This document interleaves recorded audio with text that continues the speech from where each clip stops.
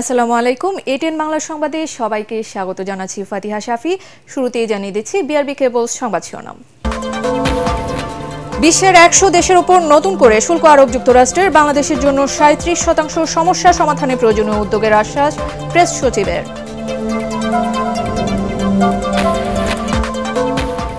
নতুন সভ্যতা গড়তে তরুণদেরকে উদ্যোক্তা হতে হবে, ব্যাংককে বিমস্টেক সম্মেলনে প্রধান উপদেষ্টা। দেশ বদলাতে গ্রাম থেকে পরিবর্তন শুরুর তাগিদ, কাল ইউনূস মোদি বৈঠক। এবং ঈদের পর নির্বাচনী রোডম্যাপের দাবি জোরালো করবে বিএনপি। সংস্কার, শেখ হাসিনার বিচার, আওয়ামী লীগ নিষিদ্ধে সক্রিয় হবে জামায়াত ও এনসিপি। এতক্ষণ শুনছিলেন বিআরবি কেবল সংবাদ শিরোনাম, আর এবারে জানিয়ে দেব বিস্তারিত সংবাদ। তৈরি পোশাক সহ বাংলাদেশি সব পণ্যের ওপর নতুন করে ৩৭% শুল্ক আরোপ করেছে যুক্তরাষ্ট্র, যা এতদিন গড়ে 15% ছিল। যুক্তরাষ্ট্রের সব ধরনের গাড়ি আমদানিতে 25% শুল্ক আরোপ করা হয়েছে। সেই সাথে চীন, জাপান, কানাডা, ভারত, ইউরোপীয় ইউনিয়ন সহ প্রায় ১০০টি দেশের পণ্যের উপর নতুন করে শুল্ক আরোপ করেছেন ডোনাল্ড ট্রাম্প। এই দিনটিকে যুক্তরাষ্ট্রের অর্থনৈতিক স্বাধীনতা দিবস ঘোষণা করে মার্কিন প্রেসিডেন্ট বলেন, আজ থেকে আমেরিকান শিল্পের পুনর্জন্ম শুরু। আরও জানাচ্ছেন শরীফুল ইসলাম। বাংলাদেশ সময় বুধবার দিবাগত রাত ২টায় হোয়াইট হাউসে এই সংবাদ সম্মেলন করেন মার্কিন প্রেসিডেন্ট। রোজ গার্ডেনে উপস্থিত সাংবাদিক এবং অন্যদের উদ্দেশ্যে বক্তব্যের শুরুতেই তিনি বলেন, আজ খুব ভালো খবর থাকবে। এ সময় দর্শক সারি থেকে করতালি দিয়ে তাকে অভিনন্দন জানানো হয়। This is one of the most important days, in my opinion, in American history. যুক্তরাষ্ট্রের নতুন শুল্ক নীতি ঘোষণা করে ডোনাল্ড ট্রাম্প বলেন, বাণিজ্যের ক্ষেত্রে কখনো বন্ধু শত্রুর চেয়ে খারাপ হয়। এই দিনকে যুক্তরাষ্ট্রের অর্থনৈতিক স্বাধীনতা দিবস হিসাবে অভিহিত করেন তিনি। This is Liberation Day. এটি আমেরিকার ইতিহাসে অন্যতম গুরুত্বপূর্ণ একটি দিন, আমাদের অর্থনৈতিক স্বাধীনতা ঘোষণার দিন। বছরের পর বছর এই দিনটির জন্য আমরা অপেক্ষা করেছি। এখন আমাদের সমৃদ্ধির পালা। নতুন শুল্ক নীতির মাধ্যমে আমেরিকা আরও সম্পদশালী হয়ে উঠবে। যুক্তরাষ্ট্রে বছরে বাংলাদেশের পণ্য রপ্তানি হয় $840 কোটি, যার বেশিরভাগই তৈরি পোশাক। ট্রাম্পের নতুন শুল্ক নীতিতে বাংলাদেশি পণ্যের ওপর ৩৭% শুল্ক আরোপে রপ্তানি খাতে বড় ধরনের নেতিবাচক প্রভাব পড়তে পারে। চীন, ভারত, কানাডা, মেক্সিকো, ইউরোপীয় ইউনিয়ন সহ প্রায় ১০০টি দেশের উপর আমরা নতুন করে শুল্ক আরোপ করেছি। এটি কার্যকর হলে আমেরিকা আরও সফল হবে, এতে আমাদের বাজেটের ঘাটতিও কমবে। বিভিন্ন দেশের উপর নতুন শুল্ক আরোপের ঘোষণা দিয়ে ট্রাম্প বলেন, এখন থেকে যুক্তরাষ্ট্রে সব ধরনের বিদেশি গাড়ি আমদানিতে 25% শুল্ক দিতে হবে। জাপান, জার্মানি সহ বিশ্বের নামি দামি কোম্পানিগুলোর গাড়ি আমেরিকায় চলে। দেশটাকে বাঁচাতে এভাবে বিনা শুল্কে চলতে দেওয়া যায় না। এখন আমরাও স্মার্ট ও খুব ধনী দেশ হতে শুরু করব।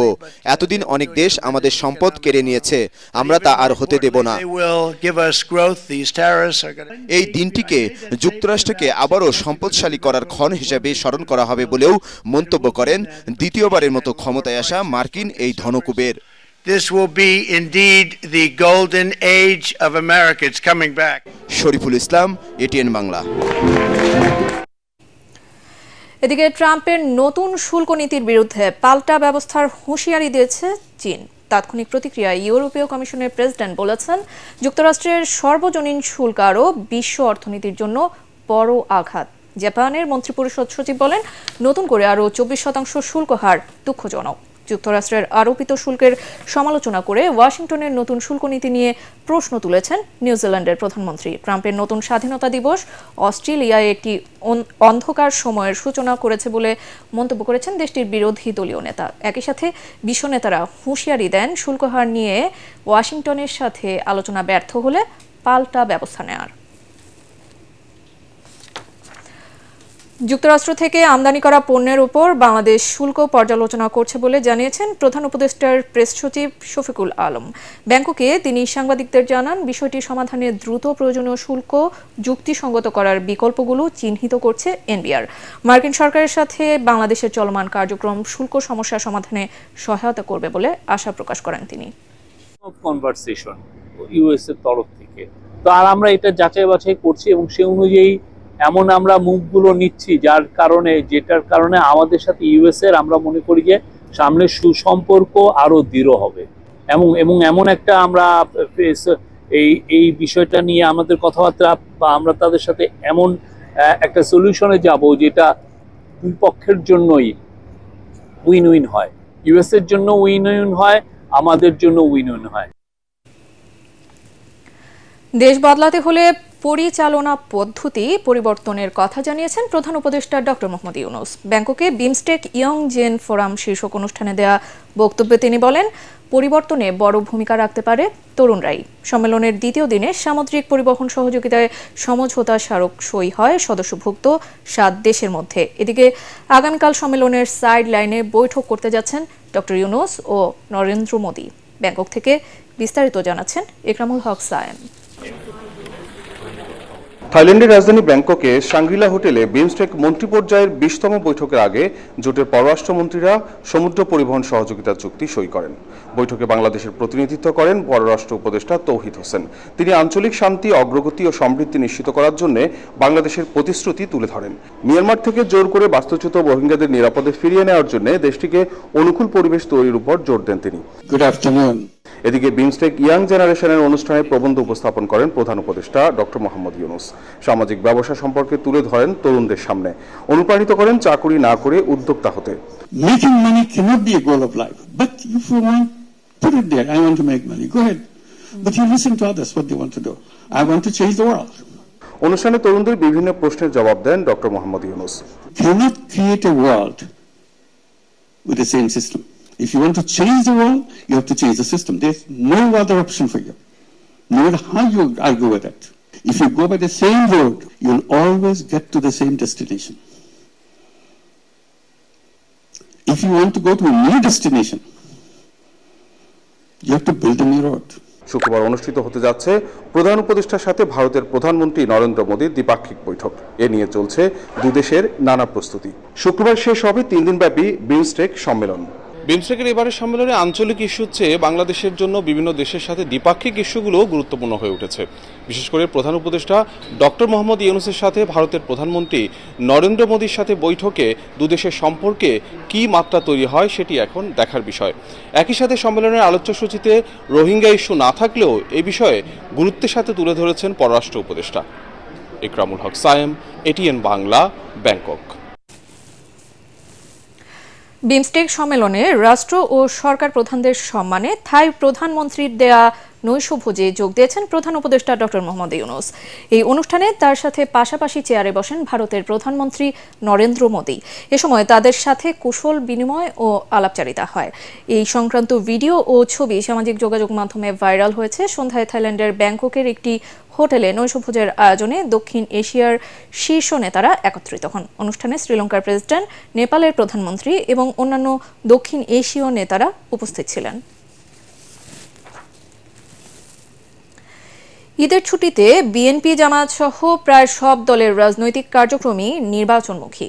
নিবন্ধনের শর্ত পূরণ, গণমানুষের কাছে নতুন রাজনৈতিক বন্দোবস্তের বার্তা পৌঁছানো ও নির্বাচনের প্রস্তুতিতে ব্যস্ত নতুন দল এনসিপি। অন্যদিকে জাতীয় নির্বাচনের রোড ম্যাপ ঘোষণার দাবি বিএনপির। জামায়াতের প্রত্যাশা সংস্কারের দৃশ্যমান বাস্তবায়ন আর শেখ হাসিনার বিচার সহ আওয়ামী লীগ নিষিদ্ধের বিষয়ে সোচ্চার এনসিপি।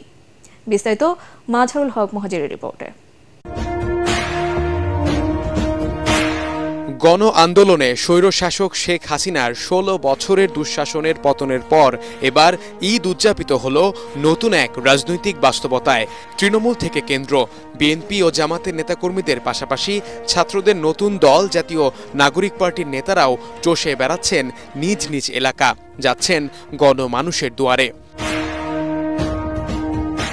যদিও এনসিপি নেতাদের ব্যস্ততা অন্যদের তুলনায় একটু বেশি। দলটির সিনিয়র নেতা আরিফুল ইসলাম আদিব জানান, ঈদের ছুটি শেষে নিবন্ধনের শর্ত পূরণ, গঠনতন্ত্র, স্লোগান এসব চূড়ান্ত করবেন তারা। আমরা তো মনে করি অবশ্যই আগে আওয়ামী লীগের গণহত্যার দায়, আওয়ামী লীগের বিচার এবং দল হিসেবে তাদের রাজনৈতিক এবং সাংগঠনিক কার্যক্রম নিষিদ্ধ করতে হবে এবং একই পাশাপাশি যে ন্যূনতম যে সংস্কার প্রস্তাবনাগুলো আছে, বিশেষ করে নির্বাচন, বিচার বিভাগ, সংবিধান এবং অন্যান্য যে বিষয়গুলো দুর্নীতি দমন থেকে, সেই সংস্কারগুলোর সুস্পষ্ট কিছু রূপরেখা দেখতে হবে। আপাতত আমরা দল শক্তিশালী করার দিকে মনোযোগ এবং এককভাবে নির্বাচন করার দিকে মনোযোগ। জুলাই অভ্যুত্থানের আগ পর্যন্ত রাষ্ট্রীয় দমনপীড়নে কোণঠাসা জামাতের নেতাকর্মীরাও এখন উজ্জীবিত। সিনিয়র নেতা মতিউর রহমান আকন্দ জানান, ইসলামিক দলগুলোকে নিয়েই আগামী নির্বাচনে নিজেদের শক্তির জানান দিতে চান তারা। জামাত ইসলামী তো নির্বাচনমুখী দল, যে সংস্কার দ্রুত সময়ের মধ্যে হয়ে যাবে। অলরেডি সংস্কারের জন্য যে কমিশন, তারা তাদের প্রস্তাবনা রেডি করেছেন, আমরা মত দিয়েছি। এখন ঐক্যমত্যের জন্য যে কমিশন করা হয়েছে, সেই কমিশনের সাথে সকল রাজনৈতিক দলের আলাপ হবে। সে আলাপটা খুব বেশি সময় হওয়ার কথা নয়, কাজে অল্প সময়ের মধ্যেই সংস্কার সম্পন্ন করা সম্ভব। এরপরে নির্বাচনের দিকে দেশ অগ্রসর হতে পারে। দেশের সবচেয়ে বড় রাজনৈতিক দল বিএনপি জাতীয় নির্বাচনের সুস্পষ্ট ঘোষণার জন্য সরকারের উপর চাপ বাড়াবে বলে আভাস দিলেন দলটির সিনিয়র নেতারা। গণতন্ত্রের স্পিরিটের উপর এই সরকার গঠিত হয়েছে, সুতরাং গণতন্ত্রের যে সমস্ত উপাদানগুলি অপরিহার্য সেগুলিকে নিশ্চিত করা, সেগুলিকে প্রতিষ্ঠা করা হচ্ছে তার প্রধান দায়িত্ব, এবং তার মধ্যে হচ্ছে নির্বাচন। আর যে সংস্কারের কথা বলছেন, এটা তো আমরা তো কখনো এটা না করিনি। তবে নানা কারণে ঈদ পরবর্তী দেশের রাজনীতি যে ঘটনাবহুল হতে যাচ্ছে এমন আভাস মিলছে তাদের বক্তব্যে। মাসহারুল হক মুহাজির, এটিএন বাংলা, ঢাকা। এবারে থাকছে আল আরাফা ইসলামী ব্যাংক অর্থ সংবাদ।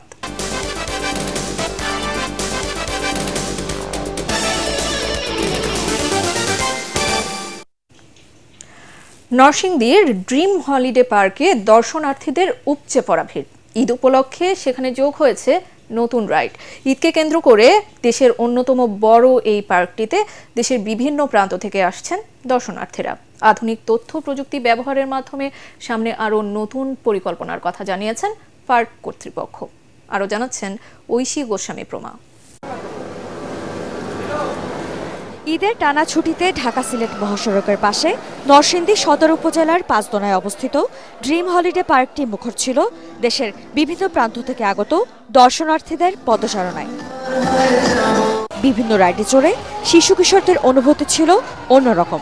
আমি স্লিপারে উঠেছি আর ভূতের ঘরে গিয়েছি, অনেক রাইডে উঠেছি। আমার এখানে এসে অনেক ভালো লাগছে। ভালো লেগেছে, ভূতেরা ভয় দেখাচ্ছিল কিন্তু আমার ভয় লাগে না। তবে তরুণ তরুণীদের উচ্ছ্বাস ছিল দেখার মতো। খুবই ভালো লাগতেছে, আমরা খুবই মুক্ত মনে হচ্ছে। ঘুরতে আসছি, মজা করছি, ঈদের আনন্দ আরো বেশি পরিপূর্ণ হচ্ছে। এবারের ঈদের ড্রিম হলিডে পার্কের অন্যতম আকর্ষণ ছিল রিভার ক্যাফ। এটার ভিতরে আপনার পৃথিবীর যে আশ্চর্যজনক যে স্থানগুলো আছে সেটা দেখতে পাবেন, এবং বাংলাদেশের উপজাতীয়দের বসবাস, তাদের জীবনযাপনের মান, এগুলো সবকিছু তুলে ধরা হয়েছে। আমি মনে করি যে আমাদের দেশের রক্ত ব্যয় করে আর কাউকে বিদ্যুৎ যেতে হবে না। নতুন প্রজন্মকে গ্রাম বাংলার সাথে পরিচয় করিয়ে দিতে নির্মাণ করা হয়েছে আদর্শ গ্রামের। খুবই ভালো লাগছে, স্পটটা খুবই সুন্দর, গ্রাম বাংলার ছোঁয়া আছে। উন্নত তথ্য প্রযুক্তি ব্যবহারের মাধ্যমে পার্কটিকে আরও আকর্ষণীয় করতে সামনে বিশেষ পরিকল্পনার কথাও জানান ড্রিম হলিডে পার্কের পরিচালক।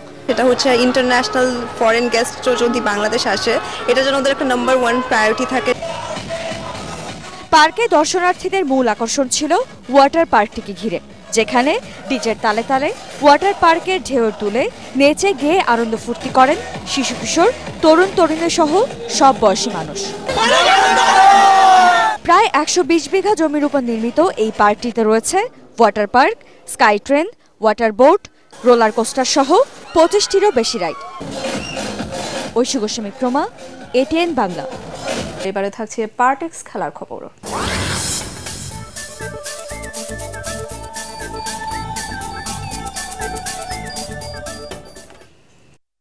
ফিফা র্যাঙ্কিংয়ে 2 ধাপ এগিয়ে 183তম স্থানে উঠে এসেছে বাংলাদেশ। হামজা চৌধুরীর অভিষেক ম্যাচের পর বাংলাদেশের র্যাঙ্কিংয়ে একটু উন্নতি হলো, তবে সবার শীর্ষে আছে বিশ্ব চ্যাম্পিয়ন আর্জেন্টিনা। অবস্থানের হেরফের হলেও আগের র্যাঙ্কিংয়ে শীর্ষ 10-এ যারা ছিল এবারও তারাই আছে। বিশ্ব ফুটবলের নিয়ন্ত্রক সংস্থা ফিফা আজ পুরুষ ফুটবল দলের র্যাঙ্কিং প্রকাশ করেছে। বাংলাদেশের চিরপ্রতিদ্বন্দ্বী ভারত এক ধাপ পিছিয়ে 127তম স্থানে, তবে সাফ অঞ্চলে তারাই সবচেয়ে এগিয়ে। সাফে মালদ্বীপ, নেপাল ও ভুটানের পরেই বাংলাদেশের অবস্থান এগিয়ে আছে পাকিস্তান ও শ্রীলঙ্কার চেয়ে। সংবাদ শেষ করছে তার আগে বিআরবি কেবল সংবাদ শিরোনামগুলো আরও একবার। বিশ্বের 100 দেশের উপর নতুন করে শুল্ক আরোপ যুক্তরাষ্ট্রের। বাংলাদেশের জন্য 37% সমস্যা সমাধানে প্রয়োজনীয় উদ্যোগের আশ্বাস প্রেস সচিবের। নতুন সভ্যতা গড়তে তরুণদেরকে উদ্যোক্তা হতে হবে। ব্যাংককে বিমস্টেক সম্মেলনে প্রধান উপদেষ্টা দেশ বদলাতে গ্রাম থেকে পরিবর্তন শুরুর তাগিদ। কাল ইউনূস মোদি বৈঠক। এবং ঈদের পর নির্বাচনী রোডম্যাপের দাবি জোরালো করবে বিএনপি। সংস্কার, শেখ হাসিনার বিচার, আওয়ামী লীগ নিষিদ্ধে সক্রিয় হবে জামায়াত ও এনসিপি। আর এই ছিল এখনকার মতো। রইল পরবর্তী সংবাদ দেখার আমন্ত্রণ। এটিএন বাংলা সংবাদ ইউটিউবে দেখতে ব্রাউজ করুন youtube/ATN Bangla News। ধন্যবাদ।